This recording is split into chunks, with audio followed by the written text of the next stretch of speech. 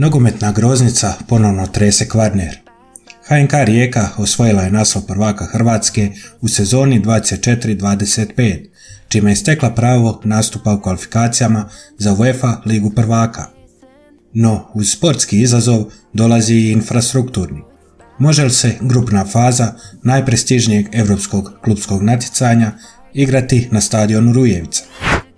Stadion Rujevica trenutačno je klasificiran kao UEFA stadion treće kategorije. Za razliku od Lige konferencija i Europske lige, gdje su zahtjevi nešto blaži, grupna faza Lige prvaka zahtjeva stadion četvrte kategorije, najviše moguće prema UEFA-inim standardima. To uključuje veći kapacitet, vrhunsku rasvjetu, sigurnosnu infrastrukturu, prostore za medije te televizijsku produkciju najviše razine.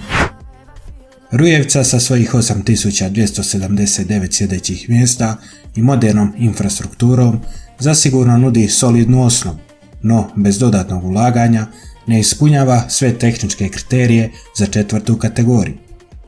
U prošlosti je bila domaćin utakmica Europske lige, ali Liga prvaka podiže ljestvicu. Teoretski, UEFA može dodijeliti iznimno odobrenje ako klub poduzme dodatne organizacijske mjere.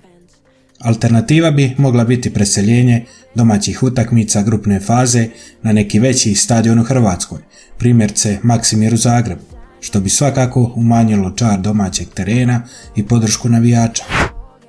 No, prije svega, Rijeka mora proći kvalifikacijske prepreke koje su sve samo ne jednostavne. Put do grupne faze vodi kroz nekoliko rundi s mogućim protivnicima iz liga slične ili jače razine. Ako uspiju, riječki nogometaši ispisat će još jednu povijesnu stranicu, a tada će UEFA i klub morati odlučiti može li Rujevica postati europska pozornica ili će Rijeka svoju ligu prvaka igrati u gostima.